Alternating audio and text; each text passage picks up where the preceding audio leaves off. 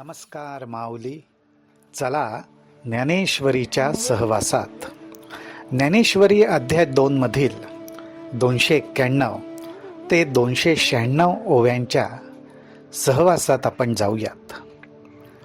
अगोदरच्या ओव्यांमध्ये भगवंतांनी आनंदाने अर्जुनाला अत्यंत उत्साहाने आणि तुझ्या मनाला आनंद होईल अशा रीतीने तू मला प्रश्न विचारू शकतोस, तुझी जिज्ञासा पूर्ण करून घेऊ शकतोस. अर्थात भगवंत सांगतायत की मीही तुला तितक्याच उत्साहाने आणि आनंदाने त्याची उत्तरं देईन. स्थितप्रज्ञ, स्थिर बुद्धी अशा संकल्पनांविषयी अर्जुनाने चौकशी केलेली आहे. दुसऱ्या अध्यायामध्ये ज्ञानोबाराय अशा अनेक संकल्पनांविषयी आपल्याला पूर्वकल्पना देत आहेत, परंतु ह्या सर्व संकल्पनांचा विस्तार आपल्याला पुढच्या सर्व अध्यायांमध्ये बघायला मिळणार आहे. आज स्थितप्रज्ञता, स्थिर बुद्धी, आत्मस्वरूपाच्या ठिकाणी कायमचं रमणं ही सर्व उच्च ध्येय आहेत आणि सर्व मनुष्य प्राण्यांना ही ध्येय क्रमाक्रमाने गाठता येतात हा ज्ञानोबारायांचा विश्वास आहे आणि त्या दृष्टीनेच ते आपल्याला मार्गदर्शन करतायत. भगवंत म्हणतात, म्हणे अर्जुना परियेसी जो हा अभिलाषू प्रौढ मानसी तो अंतराय स्वसुखेंसी करीत असे.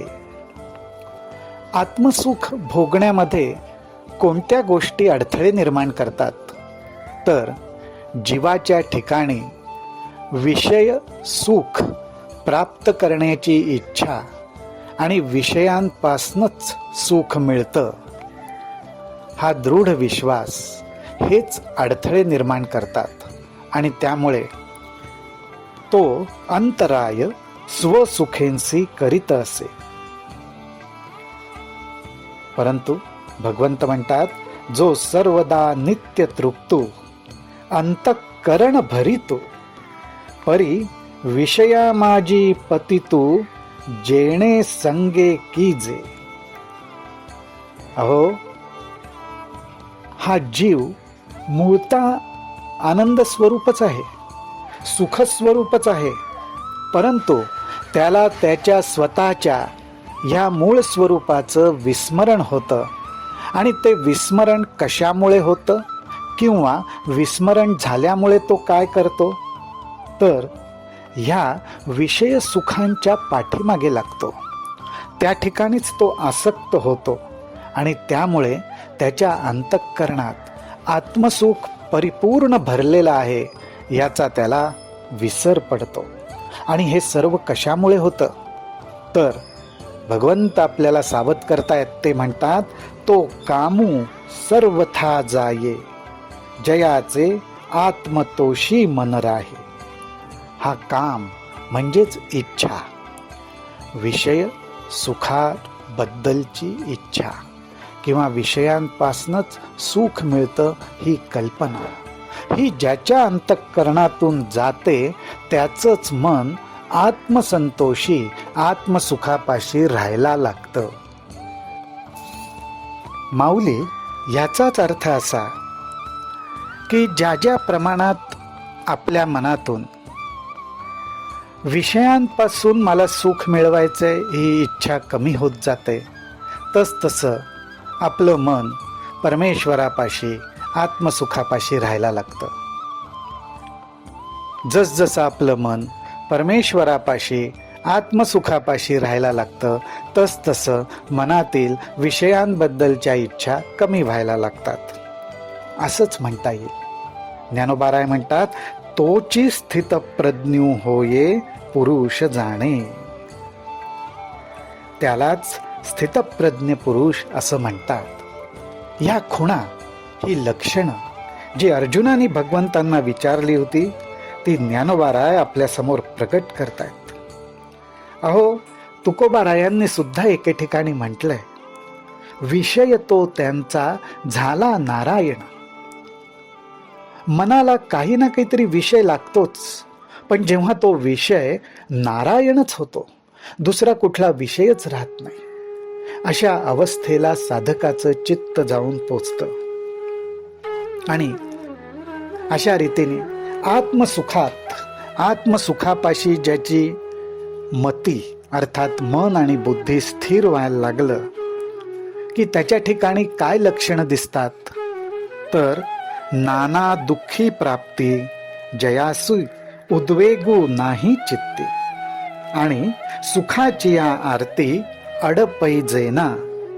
ही साधी मनुष्य स्वभावातली गोष्ट ज्ञानोबारायांनी सांगितली की एक किंवा अनेक प्रकारची वेगवेगळी दुःख प्राप्त झाली तर मनामध्ये खिन्नता उत्पन्न होते. ती खिन्नता दूर होण्यासाठी सुखाची अपेक्षा, आनंदाची अपेक्षा मनामध्ये तयार होते.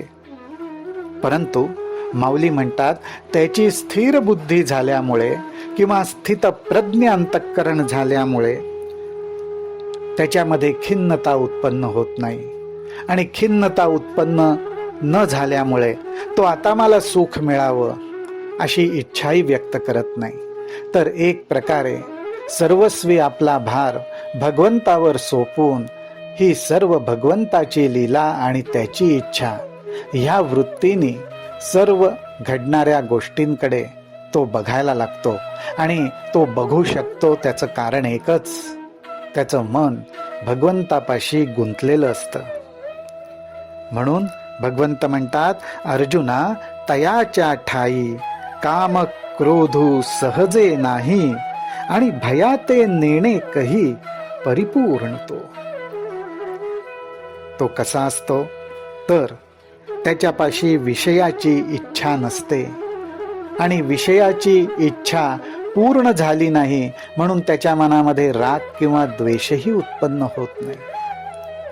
आपण माऊली हो, अगदी आपल्या बारीक बारीक गोष्टींमध्ये पाहिलं तर आपल्या मनामध्ये एक ना अनेक प्रकारच्या इच्छा निर्माण होतात. त्यातल्या काही इच्छांच्या मागे आपण धाव घेतो. त्या इच्छा पूर्ण होत नाहीयेत म्हटल्यावर मन खट्टू होतं. माझी पूर्ण होत नाहीये इच्छा, पण दुसऱ्या कोणाची तरी होतीये, तर मनामध्ये द्वेष मत्सर निर्माण होतो. आपण अनेक प्रयत्न करतो पण आपली इच्छा पूर्ण होत नाही, त्याच्यात अडथळे येतात, मनात क्रोध निर्माण होतो. भगवंत म्हणतात, असं काहीच ज्याच्या अंतःकरणात प्रगट होत नाही परिपूर्ण तो. ऐसा जो निरवधी तो जाणपा स्थिर बुद्धी. ऐसा जो निरवधी, अशी ज्याची अखंड स्थिती असते किंवा ज्याला अशी अखंड स्थिती लाभते, तो जाणपा स्थिर बुद्धी. अर्थात माऊली आपल्याला ही स्थिर बुद्धी अवस्था भगवंताच्याच कृपेने प्राप्त होते आणि तीही क्रमाक्रमाने प्राप्त होते.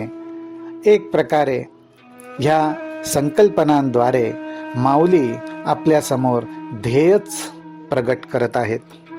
ऐसा जो निरवधी तो जाणपा स्थिर बुद्धी, जो निरसुनी उपाधी भेद रहितू. ज्ञानोबाराय म्हणतात, असा उपाधी रहित झाल्यामुळे ज्याला भेद मुळीच दिसत नाही. उपाधी रहित म्हणजे काय, तर मला दुसऱ्या कुठल्या वस्तूंपासून, व्यक्तींपासून, पदार्थांपासून सुख मिळणार आहे. माझा आनंद, माझं समाधान दुसऱ्यावर अवलंबून आहे. अशा रीतीने ज्याच्या अंतःकरणात भेदभाव राहत नाही, तर तो स्वतःमध्येच, स्वतःच्या अंतःकरणात असलेल्या आत्मसुखामध्येच रमलेला असतो. त्याच्या ठिकाणी हा कुठलाही भेदभाव राहत नाही. आणि अशी ज्याची स्थिती, तो स्थिर बुद्धी, तो स्थितप्रज्ञ, हे ज्ञानोबाराय आपल्याला उलगडून सांगतायत. आपण ह्या सगळ्या संकल्पना आपली ध्येय आहेत या वाटचालीतली, म्हणून लक्षात ठेवायची आणि क्रमाक्रमाने त्या ध्येयाकडे वाटचाल करत राहायचं. आपल्याला सुद्धा ही ध्येयप्राप्ती व्हावी हीच परमेश्वराच्या चरणी विनंती करायची. परमेश्वराच्या चरणी ही विनंती सोपवून आपण मात्र रामकृष्ण हरी रामकृष्ण हरी रामकृष्ण हरी म्हणत राहायचं.